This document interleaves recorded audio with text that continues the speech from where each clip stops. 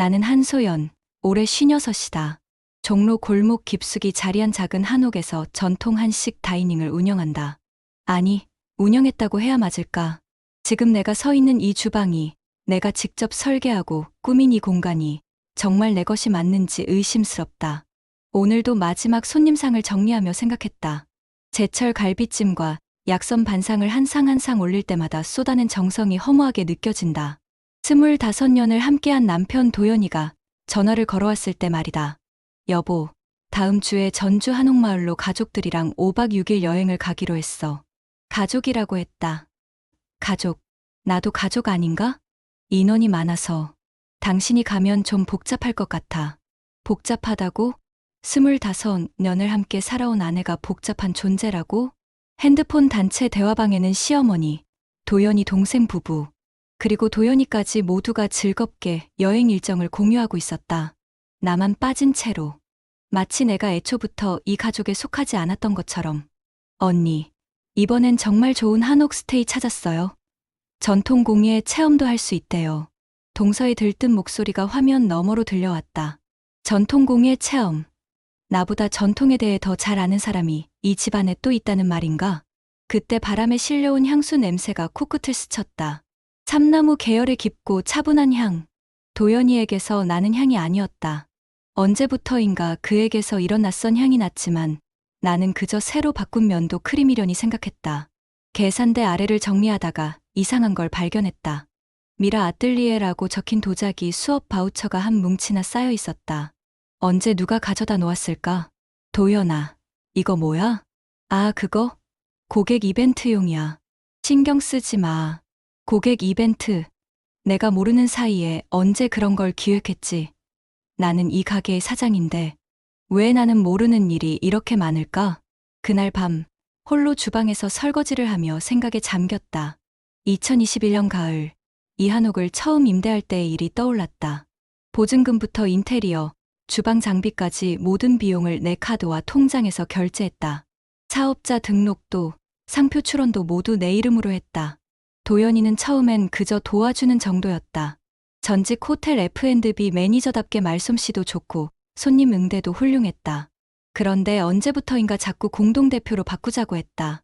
여보, 우리가 함께하는 사업인데 나도 공동대표로 올려줘야 하는 거 아니야? 아직은. 사업이 안정되면 그때 생각해보자. 나는 계속 미뤘다. 뭔가 찜찜한 기분이 들었기 때문이다. 그의 눈빛이 예전과 달랐다. 사랑하는 아내를 바라보는 눈이 아니라 뭔가를 노리는 듯한 계산적인 눈빛이었다. 며칠 후, 대학 동아리 선배인 혜진이 언니가 급하게 전화를 걸어왔다.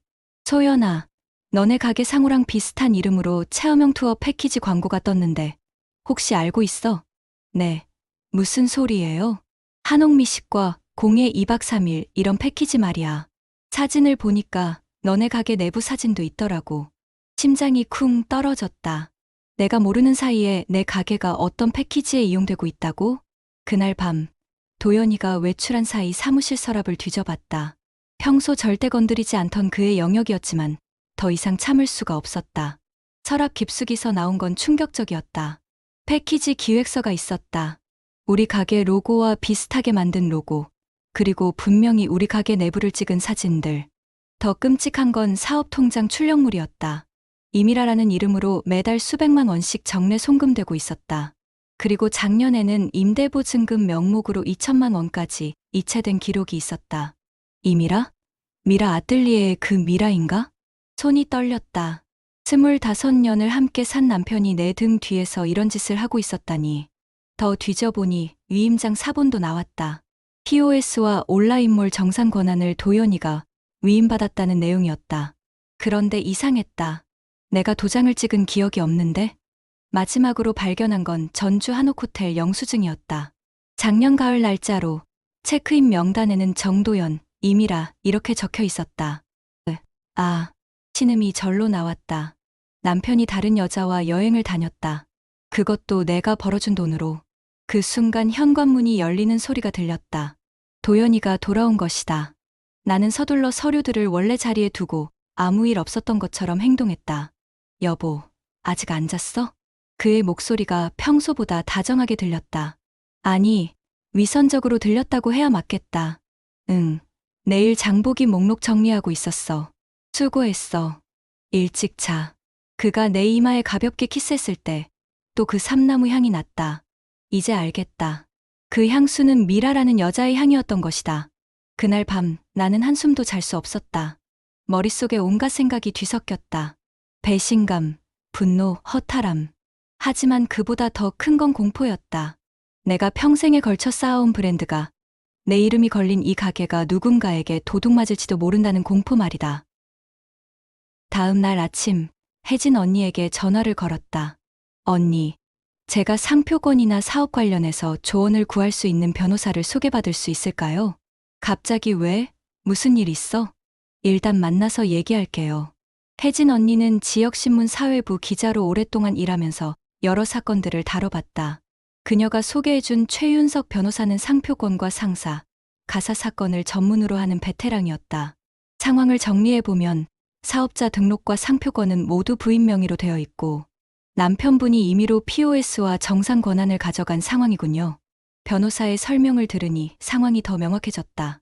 지금 해야 할 일은 세 가지입니다. 첫째, 상표권과 영업표지에 대한 선사용권을 입증할 자료를 준비하세요. 둘째, 남편분이 더 이상 사업에 관여하지 못하도록 대표권 행사정지 가처분을 신청해야 합니다. 셋째, 모든 증거를 보존해야 합니다. 나는 그날부터 전쟁을 시작했다. 간판 사진, 메뉴판, 포스터, SNS 게시물, 언론 보도까지 내 가게가 언제부터 어떤 이름으로 운영되어 왔는지 증명할 수 있는 모든 자료를 모았다. 피지사와 배달앱에도 분쟁 상황을 통지하고 임시 보류를 요청했다. 건물주에게도 무단 양도나 전대를 할 수 없다는 조항을 다시 한번 확인받았다. 가장 중요한 건 증거 보존이었다. 통장 사본, 세금 계산서, 패키지 제안서, 그리고 그 삼나무 향수 협찬 계약서까지 모든 걸 스크린샷으로 찍고 공증까지 받았다. 그러던 중 카운터 밑에서 발견한 작은 도장 하나가 내 운명을 바꿨다. 내가 수공예로 직접 만든 낙관이었다. 위임장에 찍힌 도장과 명백히 달랐다. 즉, 위임장이 위조된 것이라는 증거였다. 일주일 후 도연이가 폭탄을 터뜨렸다. 여보, 우리 가게 권리금을 양도하기로 했어. 네. 미라 씨 쪽에서 좋은 조건을 제시했거든.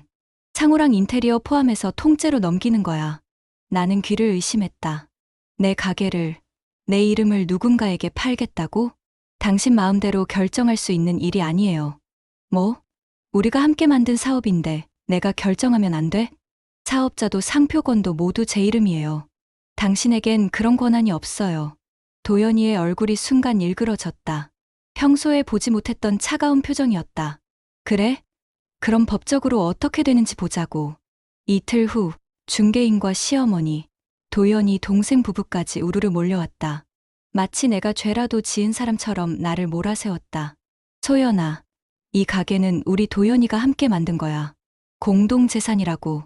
시어머니의 목소리는 평소보다 더 날카로웠다.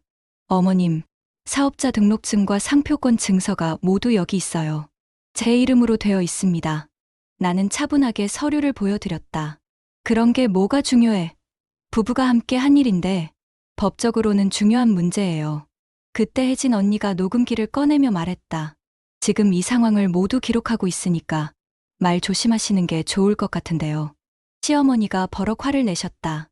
이 집안 망신시키려고 그러는 거야? 고작 한식집 하나 가지고 이런 추태를. 추태는 누가 부리고 있는 건가요? 변호사 선생님이 나타나셨다. 미리 연락을 드려둔 상황이었다. 지금 상황이 업무방해와 모욕죄에 해당할 수 있다는 점 말씀드립니다. 더 이상 소란을 피우시면 경찰에 신고하겠습니다. 결국 경찰이 출동했다.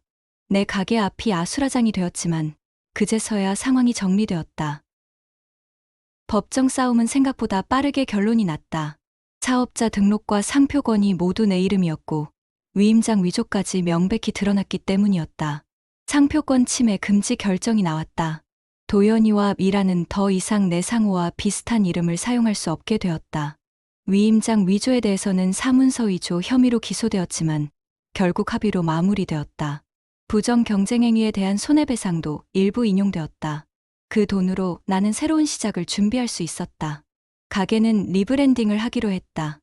아니, 사실 완전히 새로운 곳에서 새로운 시작을 하기로 마음먹었다. 이곳엔 너무 많은 상처가 배어 있었다. 부산으로 내려가기로 했다.